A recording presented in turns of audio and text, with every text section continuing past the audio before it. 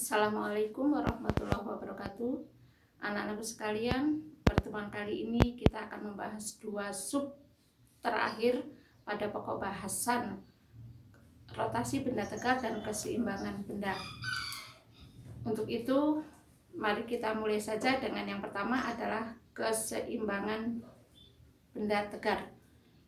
Keseimbangan benda tegar itu ada dua, yaitu keseimbangan dinamis dan keseimbangan statis. Yang akan kita bahas adalah keseimbangan statis. Yang dimaksud benda tegar adalah benda yang tidak mengalami bentuk jika dikenai gaya. Syarat keseimbangan benda tegar ada tiga. Yang pertama, jika jumlah gaya pada sumbu X sama dengan 0. Yang kedua, jumlah gaya pada sumbu Y sama dengan 0. Yang ketiga, jumlah momen gayanya sama dengan 0. Pada keseimbangan benda tegar ini, yang pertama kita lihat jika batang kita letakkan pada lantai dan disandarkan pada dinding. Lantai ini kasar, dinding adalah licin. Yang pertama, kita akan melukis gaya-gaya yang bekerja pada benda. Gaya-gaya yang bekerja pada benda yang pertama adalah gaya berat. Gaya berat adalah gaya yang selalu menuju pusat bumi. Gaya berat yang dimaksud adalah gaya berat batang. Kita beri nama W, B, T. Gaya berat batang. Kemudian batang bersandar pada lantai, kita beri nama A, kemudian dinding ini adalah B. Karena adanya gaya berat, maka di A ada gaya normal yang arahnya tegak lurus dengan lantai. Kita gambar. Kita beri nama NA. Pada B juga ada gaya normal yang arahnya tegak lurus dengan dinding. Kita gambar gaya normal di titik B, N, B. Jadi di sini panjang batang kita sebut dengan AB. Kemudian di titik berat ini kita sebut dengan C. Kita sebut dengan C. Baik, sekarang kita akan lihat syarat keseimbangan benda yang pertama adalah sigma X sama dengan 0. Sigma X sama dengan 0. Gaya-gaya yang bekerja pada sumbu X sama dengan 0. Nah, karena lantai ini kasar, maka ini batang akan cenderung bergerak ke kanan.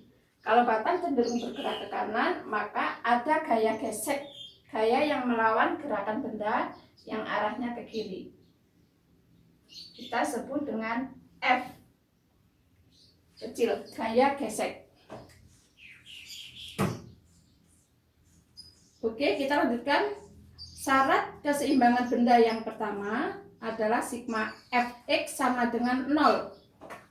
Sama sigma Fx sama dengan 0. Kita lihat gaya-gaya yang bekerja pada sumbu X. Gaya-gaya yang bekerja pada sumbu X yaitu NB dan F. NB dan F. NB arahnya ke kanan, jadi NB min F sama dengan 0. Kemudian syarat yang kedua, sigma Fy sama dengan 0. Syarat yang kedua, sigma Fy sama dengan 0. Kita lihat gaya-gaya yang berada pada sumbu Y. Yang pertama adalah gaya Na, yang arahnya ke kanan yang ke kanan adalah positif, sigma Fy sama dengan 0, jadi Na min WBT arahnya ke bawah, WBT sama dengan 0. Itu syarat yang kedua. Sekarang syarat yang ketiga adalah momen gaya di titik A sama dengan 0. Yang ketiga, sigma tau di A sama dengan 0. Momen gaya di titik A itu dipengaruhi oleh WBT dan NB. WBT itu membentuk sudut dan NB juga membentuk sudut. Maka ini kita proyeksikan ke gaya yang tegak lurus dengan batang.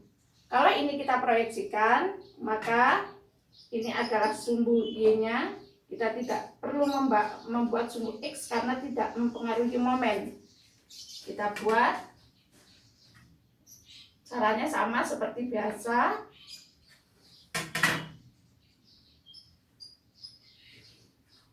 Oke.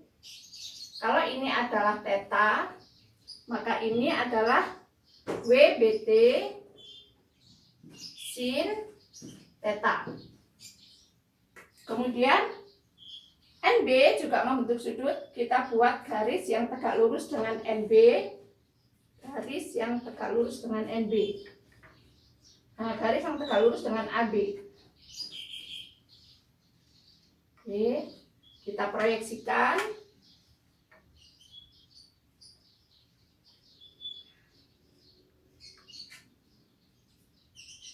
Oke, kita buat tanda panahnya. Oke, ini adalah, kalau ini adalah theta, maka ini adalah NB sin theta. Oke. Sekarang momen gaya di titik A dipengaruhi oleh WBT sin theta dan NB sin theta. WBT sin theta akan menyebabkan momen yang berharga negatif karena menyebabkan batang berputar berlawanan dengan perputaran jarum jam. Sedangkan NB sin theta adalah gaya yang menyebabkan batang berputar searah dengan perputaran jarum jam, maka ini menyebabkan momen positif. Maka kita akan lihat di sini sigma tau di A sama dengan 0, yaitu NB sin theta dikali panjang batang AB dikurangi WBT sin theta dikali setengah panjang batang AB sama dengan 0. Nah, ini adalah syarat keseimbangan batang yang disandarkan pada dinding dengan lantai kasar dan dinding licin. Oke. Baik, kita lanjutkan contoh keseimbangan benda yang kedua, yaitu batang AB yang diengsel di A, kemudian ujung batang AB dihubungkan dengan seutas tali, diikatkan pada dinding, kemudian pada ujung batang B itu diberi beban sebesar M. Nah, jika sistem dalam keadaan seimbang, maka berlaku syarat yang pertama, sigma Fx sama dengan 0, sigma Fy sama dengan 0, dan sigma tau di A sama dengan 0. Oke, sekarang sebelum kita maju ke sigma Fx sama dengan 0, kita akan lihat dulu gaya-gaya yang bekerja pada batang. Yang pertama adalah berat batang itu sendiri. Berat batang itu terletak pada titik pusat batang pada tengah-tengah panjang batang AB. Ini kita sebut dengan berat batang, maka kita sebut dengan WAB. Kemudian gaya berikutnya adalah gaya berusaha pada benda yang bermassa M. gaya berat yang bekerja pada benda bermassa M ini adalah W, B, B. Gaya berat benda. Kemudian karena ada gaya berat ini, maka di engsel akan timbul gaya. Gayanya kita sebut dengan gaya F, E. F, E. F gaya E adalah engsel. FE membentuk sudut, maka kita proyeksikan ke sumbu X.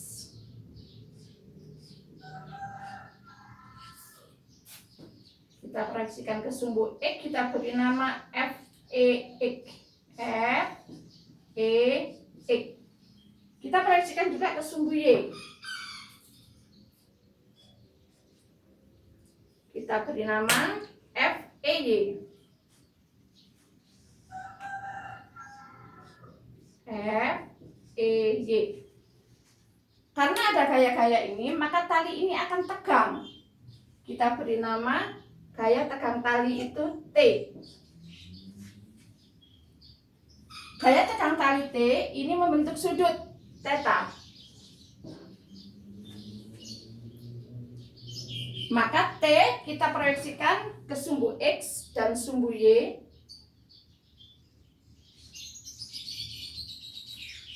Ke sumbu X ini kita buat gayanya, kita beri tanda panah TX. Ke sumbu Y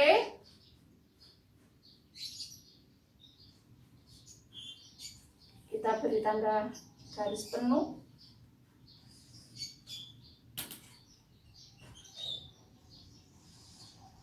Kita beri nama T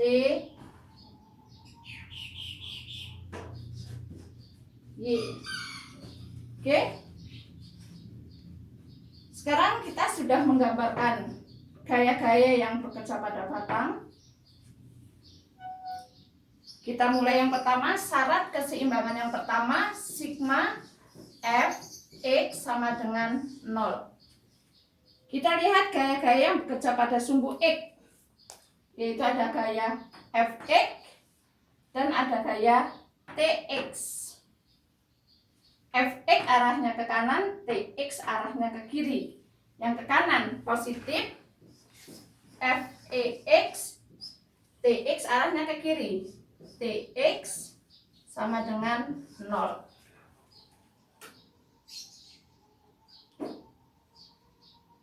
Yang kedua, sigma Fy sama dengan 0.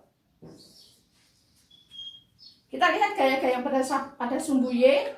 Yang pertama ada gaya FEY yang arahnya ke atas, kemudian WAB yang arahnya ke bawah, WBB arahnya ke bawah, dan TY arahnya ke atas. Jadi FEY min ini WAB, ini min WBB, ini plus TY sama dengan 0.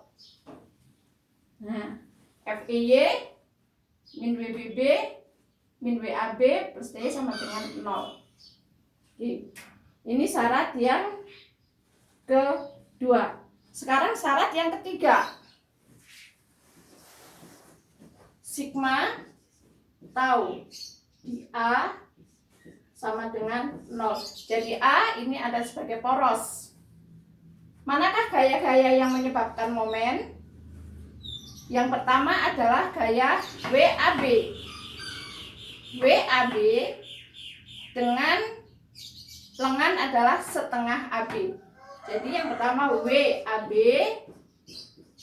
dikali setengah AB, kemudian ditambah WBB kali AB, ditambah ini TY.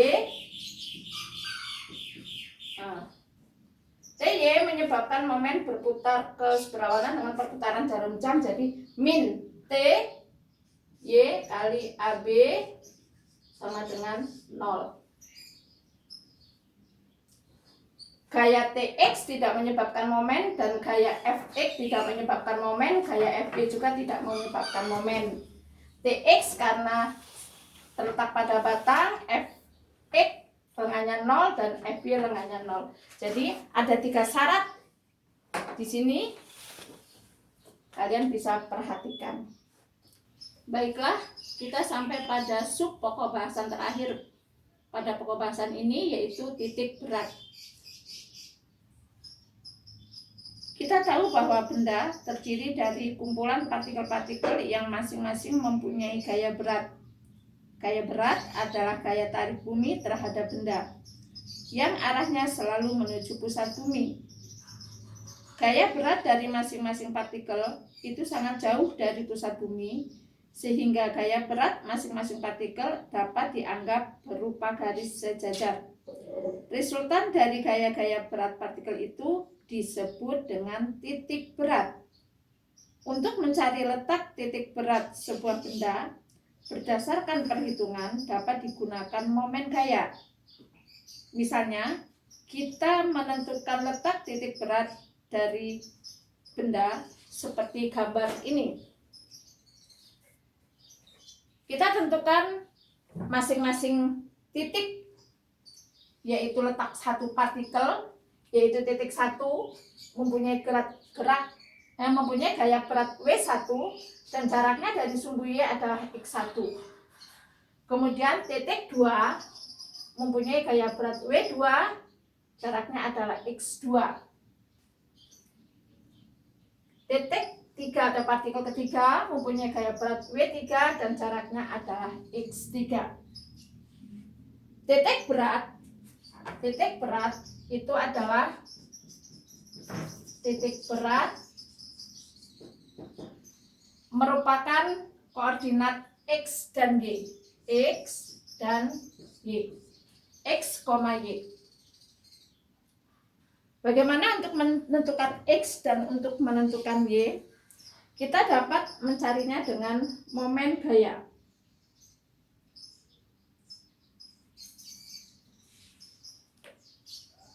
Momen gaya terhadap sumbu Y adalah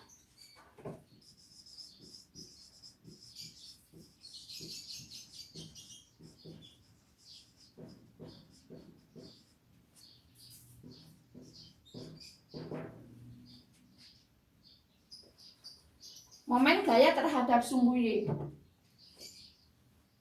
W kali X itu sama dengan W1 kali X1 ditambah W2 kali X2 ditambah W3 kali X3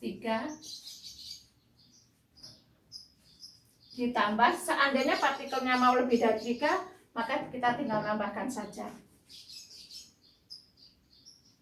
Maka koordinat X dapat kita cari sama dengan W1 X1 ditambah W2 X2 ditambah W3 X3 ditambah dan seterusnya dibagi dengan W.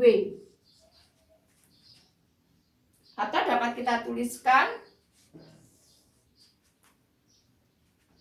X sama dengan sigma W kali X dibagi sigma X.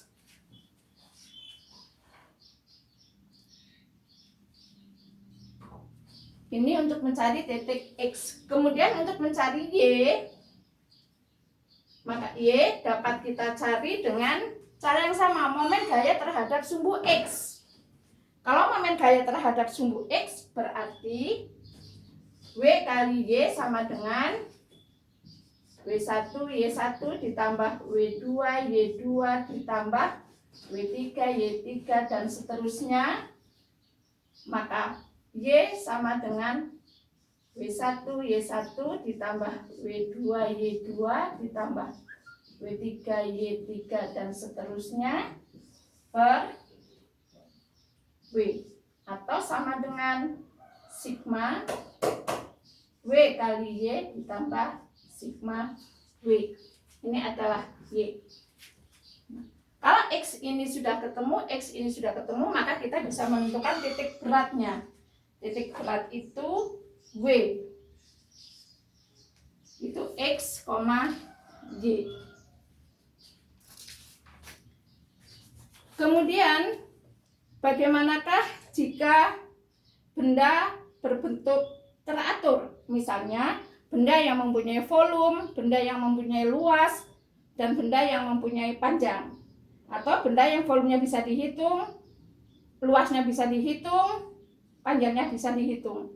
Dengan cara yang sama, untuk mencari titik berat benda, yaitu W, X, Y, untuk benda yang berbentuk volume. Benda yang mempunyai volume. Maka kita bisa menggunakan X sama dengan V. X V1 X1 ditambah V2 X2 ditambah V3 X3 dan seterusnya per V, atau sigma V1 sigma Vx dibagi sigma V. Kemudian Y sama dengan cara yang sama kita dapatkan sigma V kali Y per sigma V. Bagaimanakah benda yang mempunyai luas?